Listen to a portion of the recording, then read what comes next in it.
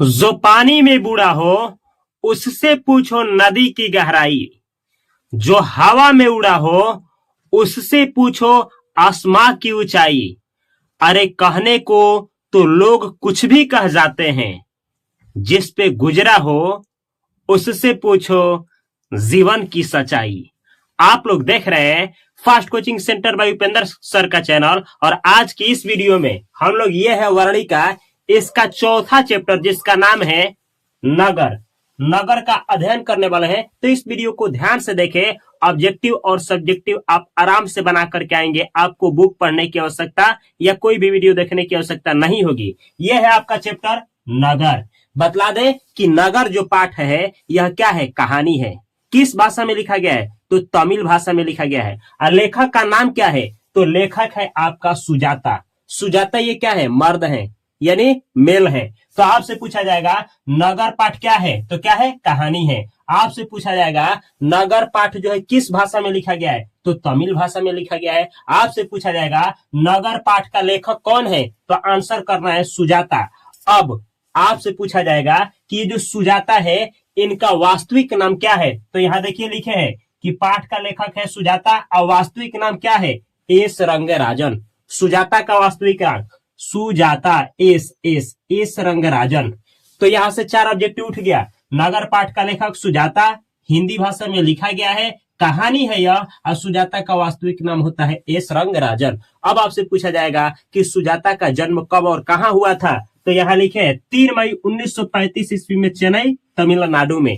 3 मई 1935 ईस्वी को हुआ था चेन्नई तमिलनाडु में। अब आपसे पूछा जाएगा कि ये जो सुजाता है इनकी कितने जो कॉपियां है प्रकाशित तो हो चुकी है, तो यहाँ देखिए इनकी 25 से अधिक रचनाएं हैं, कृतियां है जो क्या हो चुकी है, अब तक प्रकाशित हो चुकी है। अब आपसे पूछा जाएगा कि ये जो पाठ है नगर पाठ, ये तो तमिल भाषा में लिखा गया है, लेकिन इसका हिंदी अनुवादक कौन है, तो हिंदी अनुवादक है के ए जमुना। अब आपसे पूछा जाएगा कि नगर जो पाठ है यह कहां से लिया गया है, कहां से उद्धृत है, कहां से संकलित है, तो आप आंसर करेंगे कि नगर जो कहानी है यह आधुनिक तमिल कहानियां से लिया गया है। ऑप्शन में अगर ये नहीं दिया रहेगा तो आप आंसर करेंगे नेशनल बुक ट्रस्ट इंडिया। ऐसे याद रखना है, नगर पाठ तमिल में लिखा गया है तो ये आधुनिक तमिल कहानियां से लिया गया है, यानी संकलित है, उद्धृत है। ये नहीं रहेगा तो नेशनल बुक ट्रस्ट इंडिया जरूर ऑप्शन में दिया रहेगा, टिक लगा करके आना है।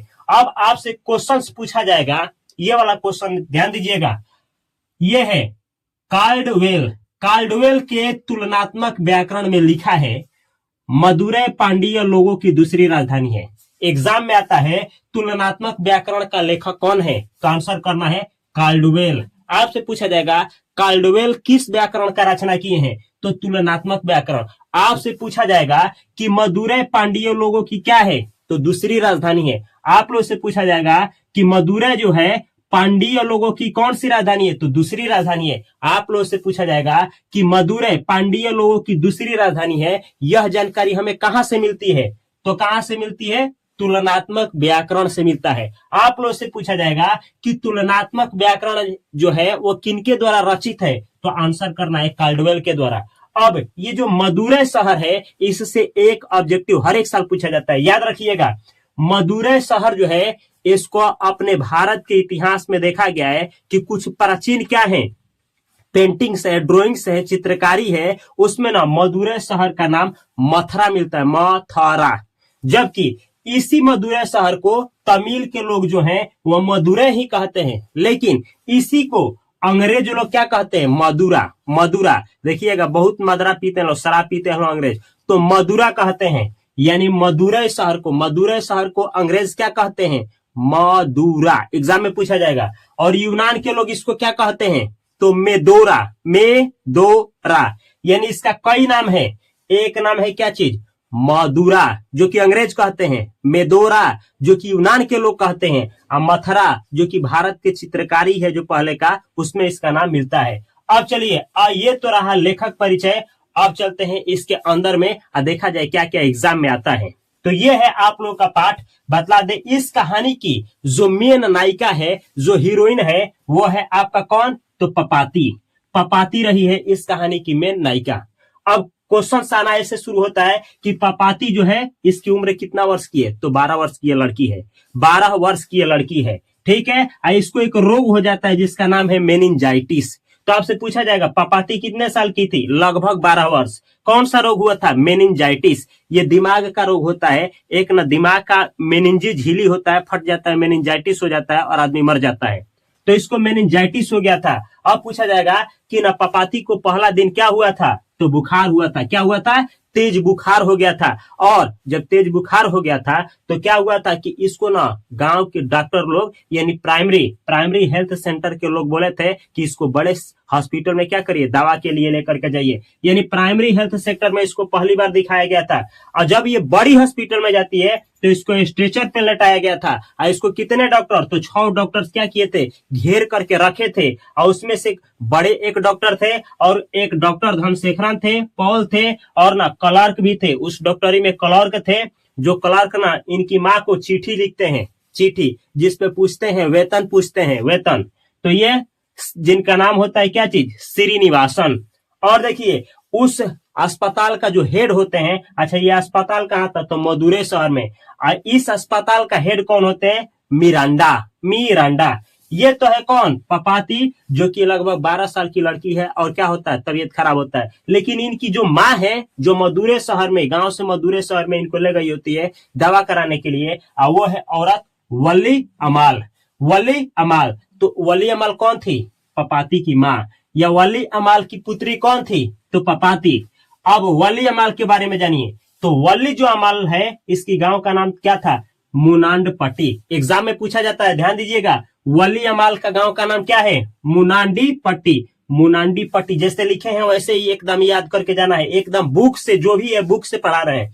अब आपसे पूछा जाएगा कि वली अमाल क्या थे, इनके पति जिंदा थे कि मर गए थे, तो इनके पति क्या हो गए थे, मर गए थे।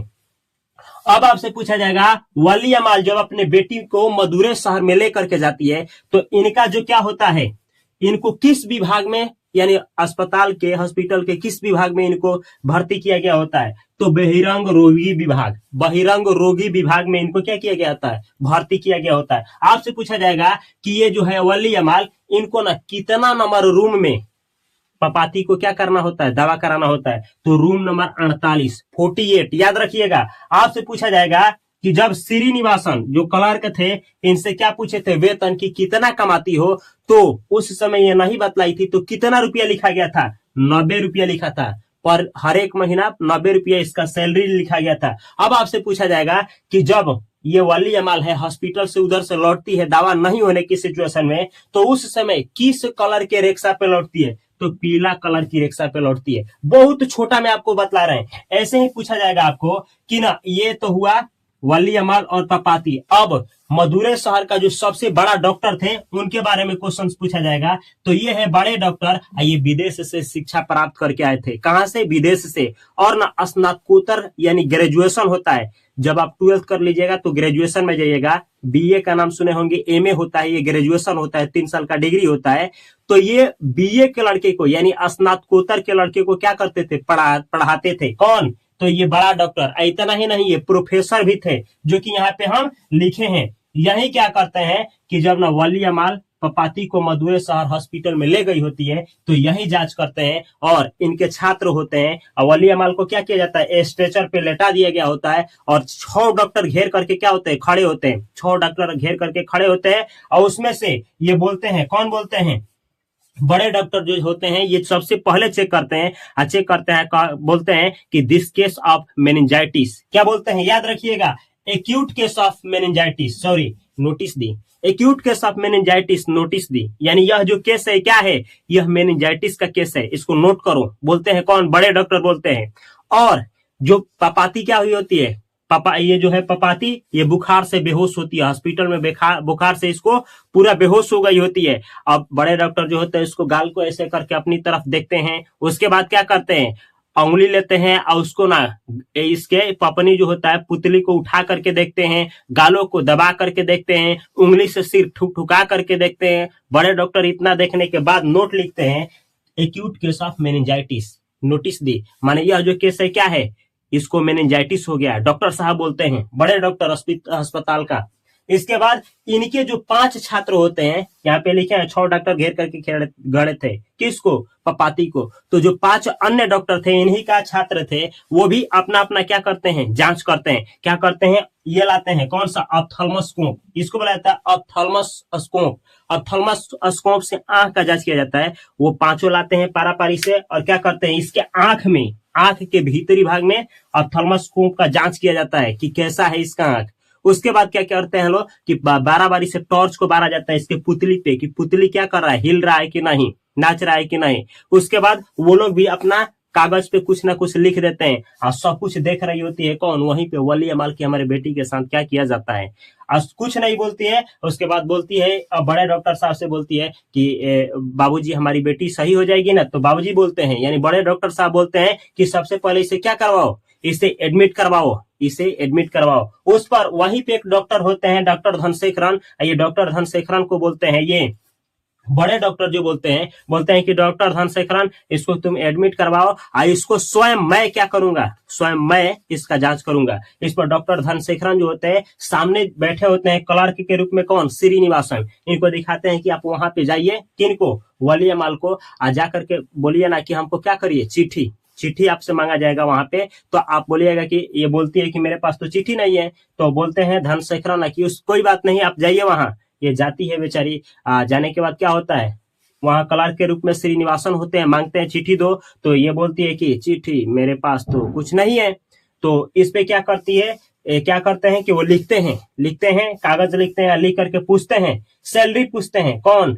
यही याद रखिएगा, श्रीनिवासन इनसे पूछते हैं सैलरी। किन से? इससे, वली अमाल से। कहते हैं कि आपके पति कितना कमाते हैं? तो ये बोलती है कि वो तो मर गए हैं। तब पूछते हैं ये कि अच्छा ये बतलाओ तो तुम कितना कमाती हो? तो इस पर भी ये बोलती है कि वो तो मर गए हैं। तब इस पर श्रीनिवासन बोलते हैं, अरे हम पूछ रहे हैं ना कि, सिर उठा करके तब बोलते हैं श्रीनिवासन देख करके, अरे हम पूछ रहे हैं ना कि आप कितना कमाती हो? तो इस पर बोलती है वली अमाल की, अब ये सोचने लगती है कि धान के दिन में तो धान काटती हूँ तो एक वजह धान मिलता है, रागी के दिन में रागी, बाजरा के दिन में बाजरा मिलता है, तो मैं क्या बतलाऊं? इस पर श्रीनिवासन समझ जाते हैं और बोलते हैं, कहते हैं कि कोई बात नहीं, 90 रुपया लिख देते हैं तनख्वाह तुम्हारा, हर एक महीने का तनख्वाह कितना? 90 रुपया। इस पर वली अमाल ताकने लगती है। तो श्रीनिवासन कहता है, अरे हबड़ाने की बात नहीं, आपसे लिया नहीं जाएगा रुपया, ये लो, लिख करके दे देते हैं। कहते हैं सामने जाओ, और सामने जाओ कि सीढ़ी होगा, सीढ़ी के द्वारा छत पर चढ़ जाना, वहां पे कुछ लोग होंगे, कुर्सी पे बैठे होंगे, कुछ सुसज्जन यानी महाजन कुछ बैठे होंगे, उनको ये पकड़ा देना। अब ये क्या करती है बेचारी? जाती है, जाने के बाद से देखती है कि लाइन लगा हुआ, कतार लगा हुआ है, 2 कुर्सी है। एक कुर्सी पर क्या है? गर्दा लगा हुआ है, मिट्टी लगा हुआ है। दूसरे कुर्सी पे कोई महाजन लेकर के पेंसिल से लिख रहे हैं। ये जाती है, किसी तरीके से जा करके पकड़ाती है अपना। तब तक वो महाजन बोलते हैं, ठहरिए, अभी रोकिए, वो कहीं गए हुए, आते हैं तब जाकर के क्या करिएगा? पर्चा पकड़ाइएगा। और तब तक वो महाजन कुछ देरी के बाद, इंतजार करने के बाद, ये बेचारी क्या होती है? ये जो है कौन? ये वली अमाल जो है, उसी अस्पताल में बेहोश छोड़ दिए। किनको? अपने बेटी को बेहोश छोड़िए। किनको? पपाती को ना बेहोश छोड़ दिए स्ट्रेचर पे। स्ट्रेचर होता है जो ढकेल करके ले जाया जाता है, देखे होंगे, उसी स्ट्रेचर पे ये बेहोश पड़ी है। और ना सोच रही है, ये वली अमाल सोच रही है कि बतलाओ, हम अपनी बेटी को छोड़ करके इधर आए हैं, कहीं मर ना जाए वो, कहीं उसको कुछ हो ना जाए। फिर सोचती है कि क्या करें हम, कितना देर पांत में लगेंगे, इस लाइन में लगेंगे। और वो महाजन गायब होते हैं। आधा घंटे के बाद आते हैं सुरती मारते हुए आते हैं। 3 बार सुरती मारते हैं, आकर के बैठते हैं चेयर पे। अपने भांजे को भर्ती कराने गए होते हैं। किनको? भांजे को। आते हैं, उसके बाद बोलते हैं कि कैसे इधर उधर लाइन लगा देते हो जी? कैसे तुम लोग इधर फतिंगियों की तरह इधर उधर लाइन लगा देते हो? अगर ऐसे लगाओगे तो काम चलेगा। सीधे होको, सीधे करवाते हैं। और उसके बाद अचानक इनका पर्ची को खींचते हैं। किनका? वली अमाल का। कुछ देर बाद तब पढ़ते हैं। अब पढ़ करके महाजन कहते हैं, इस पे तो डॉक्टर साहब का सिग्नेचर ही नहीं है, सिग्नेचर चाहिए। तो इस पे बेचारी कुछ नहीं बोलती है, देखती रह जाती है। उस पे बोलते हैं वो महाजन बोलते हैं, कहाँ से आई हो? अब ये बोलती है कि मुनांडी पट्टी से। कहाँ से? तो गांव का नाम बतलाती है, मुनांडी पट्टी। अब इस पे वो सोचने लगते हैं कि भाई मुनांडी पट्टी बोल रही है। फिर कहते हैं, अच्छा, हंसते हैं, हंस करके बोलते हैं, कहते दो पर्चा दे करके लिखते हैं। कहते हैं कि देखो, यहां से तुम इस पर्ची को लेकर के सीधे जाना। सीधे से कहाँ जाना? बाएं जाना, और देखना तीर का चिन्ह होगा, और रूम नंबर 48 में जाकर के घुस जाना। अब इतना लेने के बाद फिर सोचती है, अब जब लेकर के जाती है ना तो पहले बार अपने पति, मरे हुए पति को कोसती है। कौन? वलिया माल। पूछा जाएगा मरे पति को कौन कोसती थी? वलिया माल। वलिया माल किसको कोसती थी? मरे हुए अपने पति को कोसी थी।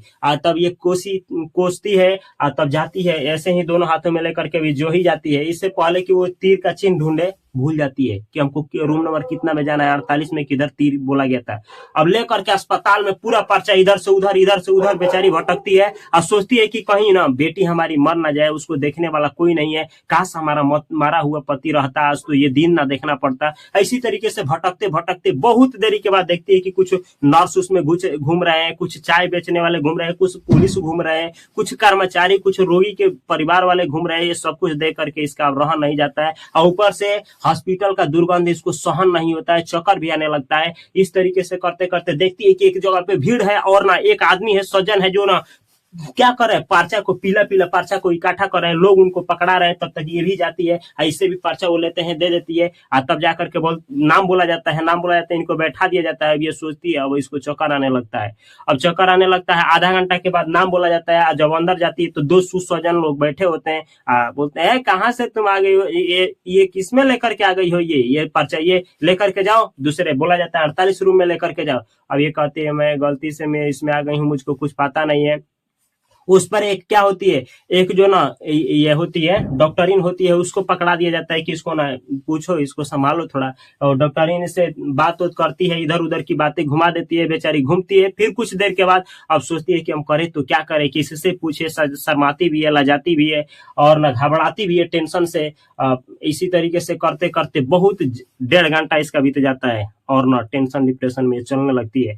इस तरीके से घूमते घूमते एक ना महाजन होते हैं, उनसे ना किसी भी तरीके से जा करके बतलाती है कि भैया हमको बतला दीजिए कहाँ जाना है, हमको कुछ पता नहीं है। वो बतलाते हैं कि देखते हैं कि एक वहीं पे कौन अमलराज करके एक पुरुष होते हैं, अमलराज। उसी से कहते हैं ना कि अमलराज क्या करो कि इनको वलिया माल को ना रूम नंबर 48 में ले जाकर के छोड़ाओ।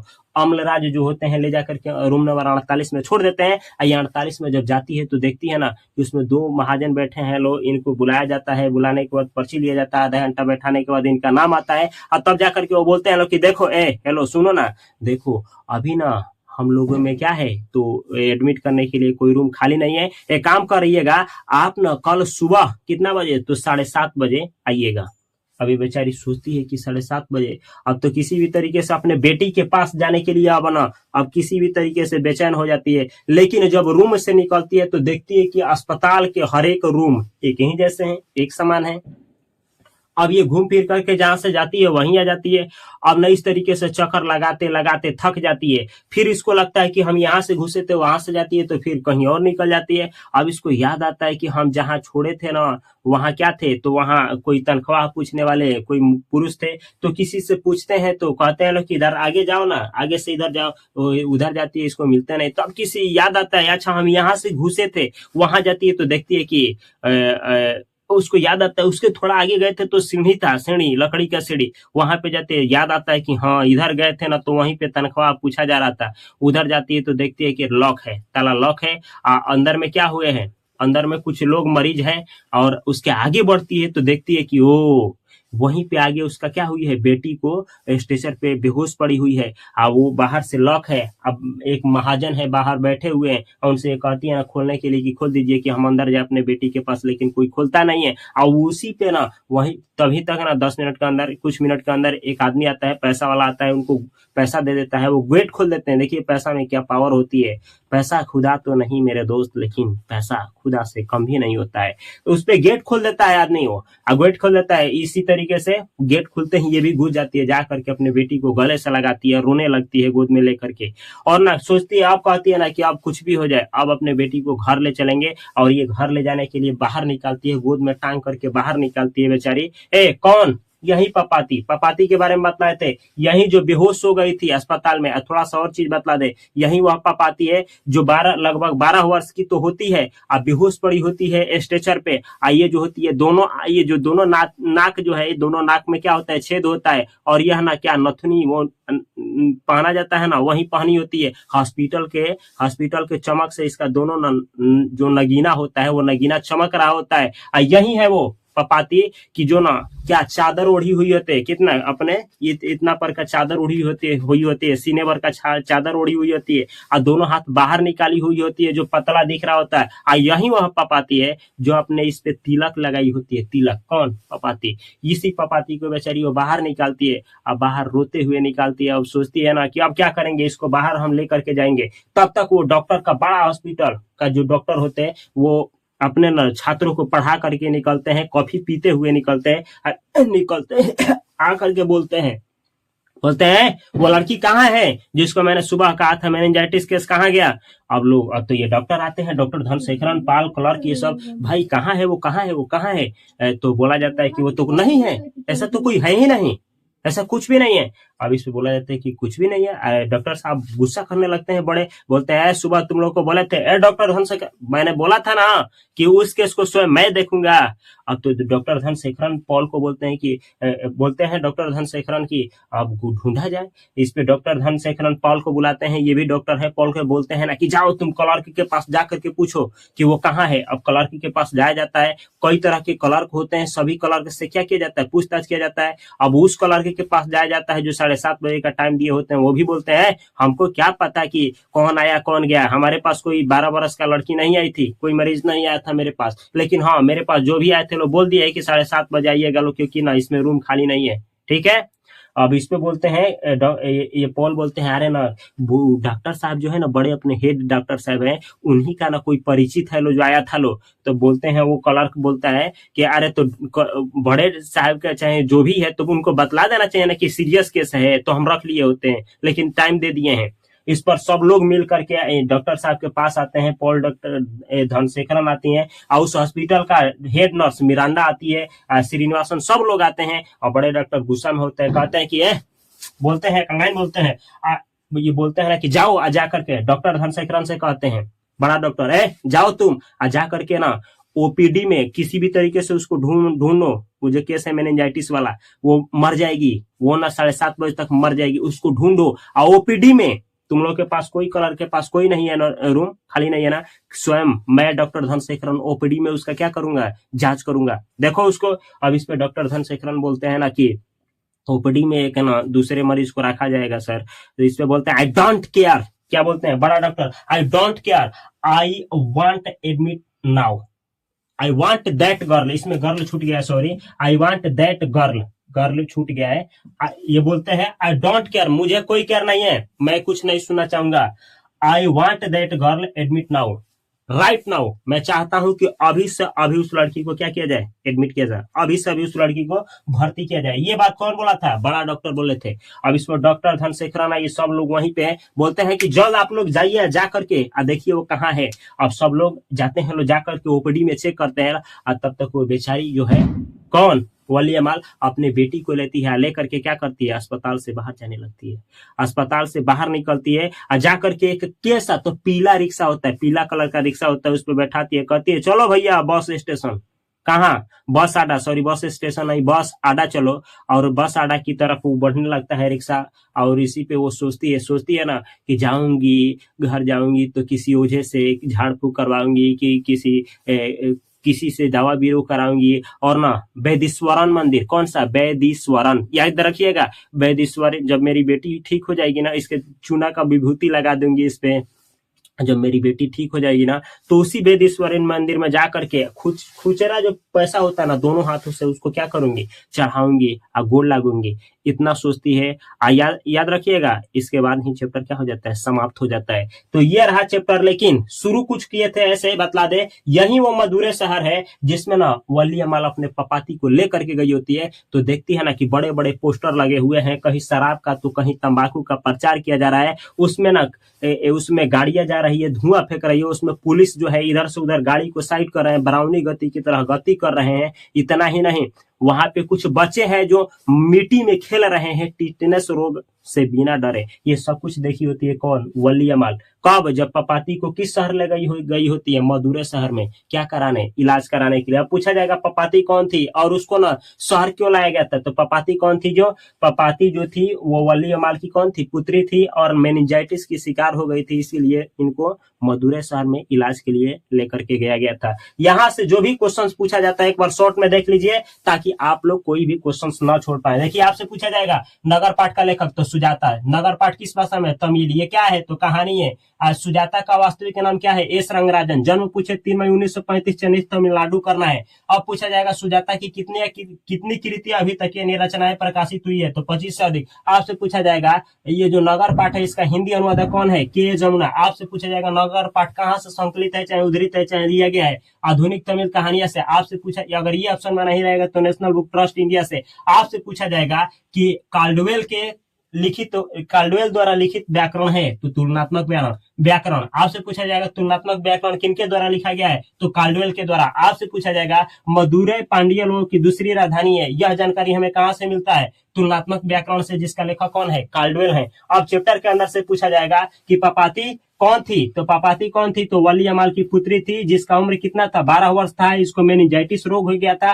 पहली बार इसको क्या हुआ था? तेज बुखार, जिस पर गांव ही के डॉक्टर से दिखाई थी वली अमाल। कहाँ? प्राइमरी हेल्थ सेंटर में दिखाई थी। वही डॉक्टर लोग बोले थे कि इसको बड़ा अस्पताल के डॉक्टरी में क्या करो, ले जाकर के इलाज कराओ। और सुबह होते ही वली अमाल ऐसे ही करती है, पहली ही बस पकड़ती है सुबह में, बड़ा डॉक्टर यानी कहाँ मदुरै शहर लेकर के जाती है इसको इलाज कराने के लिए। अस्पताल में जाते ही इसको स्ट्रेचर पे लेटा दिया जाता है। ये बुखार से बेहोश हो गई होती है। 6 डॉक्टर इसको घेर करके क्या होते हैं? खड़े होते हैं। डॉक्टर धनशेखरन पाल होते हैं, कुछ उस हॉस्पिटल में क्लर्क होते हैं, और उस डॉक्टर की सबसे बड़ा जो हेड नर्स होता है मिरांडा होता है। जो सबसे बड़ा डॉक्टर होते हैं, ये डॉक्टर का नाम नहीं है लेकिन ये विदेश से पढ़ करके आए होते हैं, स्नातकोत्तर यानी ग्रेजुएशन के लड़की को पढ़ाते हैं। ये प्रोफेसर भी होते हैं। यही 2-3 लाइन बोले होते हैं, जैसे acute case of meningitis notice दी, मतलब इसका जांच करते हैं तो कहते हैं इसको मेनिंजाइटिस है, इसको क्या करो, नोटिस करो, इसको भर्ती करो।